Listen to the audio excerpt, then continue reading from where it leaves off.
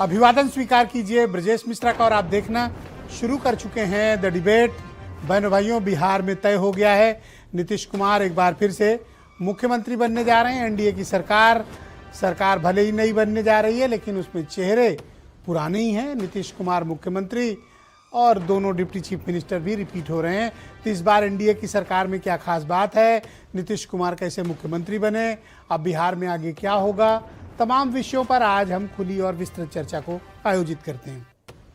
बहनों भाइयों, Republic of India Bharat गणराज्य के इतिहास में नीतीश कुमार एक ऐसे शख्स के रूप में याद किए जाएंगे और याद किए जाते भी रहेंगे जिसने कीर्तिमान स्थापित किया है। एक बार नहीं, दो बार नहीं, चार बार नहीं, नीतीश कुमार भारत के इतिहास के एक पहले मुख्यमंत्री हैं जो 10वीं बार शपथ लेने जा रहे हैं। नीतीश कुमार के रिकॉर्ड की बराबरी क्या दूर दूर तक कोई आपको पूरे देश में अब तक नहीं मिलेगा। रिपब्लिक ऑफ इंडिया भारत के गणराज्य के इतिहास में जिसने 10 बार मुख्यमंत्री पद की शपथ ली हो। ज्योति बसु, चंद्रबाबू नायडू, जयललिता, कई ऐसे नाम हुए, 5 बार 6 बार उन लोगों ने शपथ ली होगी, लेकिन नीतीश कुमार भारत के इतिहास के एकमात्र नेता हैं। और अब जिस तरह की राजनीति हो रही है, 10 बार कोई मुख्यमंत्री बनेगा, ये बात लगभग असंभव है। और नीतीश कुमार उस राज्य से आते हैं जो राज्य महाराजनीतिक है, जिसकी हर गली में 4 नेता हैं। उस गली से एक शख्स निकल कर आता है, भारत की राजनीति में धूमकेतु की तरह छा जाते हैं। नाम है नीतीश कुमार। उनके हिस्से एक और भी बड़ा कीर्तिमान है जिसको राजनीति शास्त्र के विद्यार्थियों को नोट कर लेना चाहिए। नीतीश कुमार दुनिया की एकमात्र ऐसे 10वीं बार के मुख्यमंत्री हैं जिनको एक बार भी स्टैंड अलोन बहुमत नहीं था, खुद का बहुमत कभी नहीं था। बिना खुद के बहुमत के अगला आदमी 10 बार का मुख्यमंत्री। बहनों भाइयों, कुछ तो बात होगी। मैं तो एक लाइन आगे बढ़ के कहता हूं, बहुत बात होगी। भारत की कॉम्प्लेक्स जातिवादी राजनीति के बीच एक शख्स जिसको हर कोई मुख्यमंत्री बनाना चाहता है, चाहे वो मोदी जी हो, चाहे लालू यादव जी हो, चाहे तेजस्वी जी हो, चाहे रामविलास पासवान जी रहे हो या उनके पुत्र चिराग पासवान जी रहे हो, हर कोई बिहार में एक ही व्यक्ति को मुख्यमंत्री बनाने को आतुर दिखा। मौका पड़ा तो बनाया भी। वो इकलौते शख्स का नाम नीतीश कुमार है। मैं कोई उनका गौरव गान नहीं कर रहा हूं। बहनों भाइयों, राजनीति की कुछ सच्चाइयां और कुछ शख्सियत जो हमारी आपकी पीढ़ी के आंख के सामने हैं, उन्हें हमें खुली आंख से देखना भी चाहिए।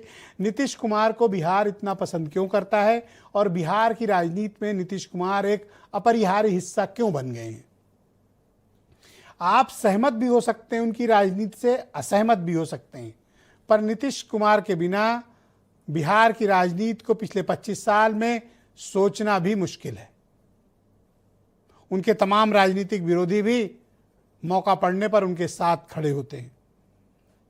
इस बार भी नीतीश कुमार को जब ये कहा जा रहा था कि ही इज ऑलमोस्ट फिनिश्ड, उनकी तबीयत ठीक नहीं है, 25 सीट आएगी तो ये हो जाएगा, मतलब उनके राजनीतिक करियर के अंतिम चुनाव का ऐलान और उनके राजनीतिक पारी खत्म होने की, उनके संन्यास की और पार्टी खत्म हो जाने की विवेचनाओं के बीच धरती फाड़ कर निकलने वाले शख्स हैं नीतीश कुमार। तो कोई बात तो होगी। तो मैंने कई बार डिबेट में भी ये कहा कि शायद वो भारत की राजनीति में एकमात्र व्यक्ति होंगे जो सही मायनों में भारत रत्न के हकदार हैं। मैं उनकी कोई पैरवी नहीं कर रहा हूं, लेकिन मैं उनकी राजनीति की काबिलियत का कायल जरूर हूं। बहनों भाइयों, अगला आदमी कभी हिंदू मुसलमान की राजनीति नहीं करता। अगले आदमी के पास कुछ है भी नहीं और ना वो कोई बहुत बड़े योद्धा हैं, लेकिन सामाजिक न्याय की लड़ाई में नीतीश कुमार ने ऐसा कीर्तिमान स्थापित किया है कि आज हर कोई उनकी शख्सियत को लेकर हतप्रभ है। वैसे जीते को ही सिकंदर हमारे यहाँ कहा जाता है, लेकिन नीतीश कुमार ने जो कीर्तिमान स्थापित किया है उसको नए बन रहे नेताओं को, मौजूदा दौर के हुक्मरानों को और अपोजिशन में सत्ता के लिए संघर्ष कर रहे नए पुराने सभी नेताओं को नीतीश कुमार से सीखना चाहिए। उन्होंने अपने जीवन में गलतियां भी बहुत की हैं, गलत भी बहुत किया है, लेकिन उसके बावजूद बिहार के लोग उन्हें बेपनाह प्यार करते हैं। और जब ये कहा जा रहा था उनकी तबीयत ठीक नहीं है, तो बिहार के करोड़ों लोग उनको कंधे पे बिठाकर दौड़े और उनको मुख्यमंत्री एक अड़े मार्ग पहुंचा के ही माने। कुछ बयान, फिर आज की डिबेट। भारतीय जनता पार्टी ने नेता और उपनेता का चयन किया है, सम्राट चौधरी जी और विजय सिन्हा जी, और नीतीश कुमार मुख्यमंत्री के रूप में मैं धन्यवाद दूंगा, बधाई दूंगा। बोर्ड के सौदागरों ने कोई समीकरण बनाया, जनता ने इस बार लालू जी के जातीय विद्वेष जहर को नामो निशान मिटा दिया। प्रधानमंत्री, सभी एनडीए राज्यों के मुख्यमंत्री, prominent political leader from all sections, सब लोग मौजूद रहेंगे और ये एक ऐतिहासिक अविस्मरणीय शपथ ग्रहण समारोह होगा। ये सब उनके झूठे और अपनी पराजय को अस्वीकार करने का नतीजा है। अभी उनको और फटकार लगनी बाकी।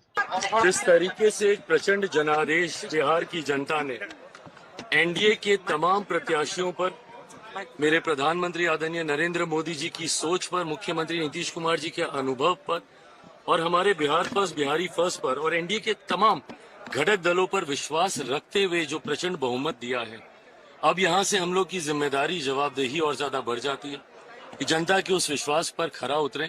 तो सरकार फिर से एनडीए की इस बार बनने जा रही है, तो बिहार की भलाई के लिए काम करेंगे।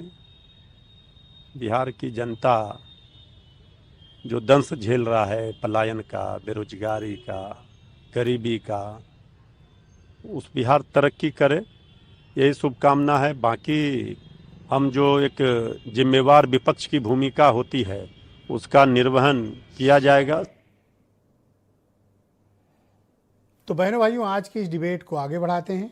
भारतीय जनता पार्टी के प्रवक्ता राकेश त्रिपाठी मेरे साथ मौजूद हैं और उनके मित्र कांग्रेस कमेटी के प्रवक्ता अजय उपाध्याय भी मेरे साथ मौजूद हैं। जनता दल यूनाइटेड के प्रवक्ता अजय सिंह मेरे साथ कार्यक्रम का हिस्सा हैं।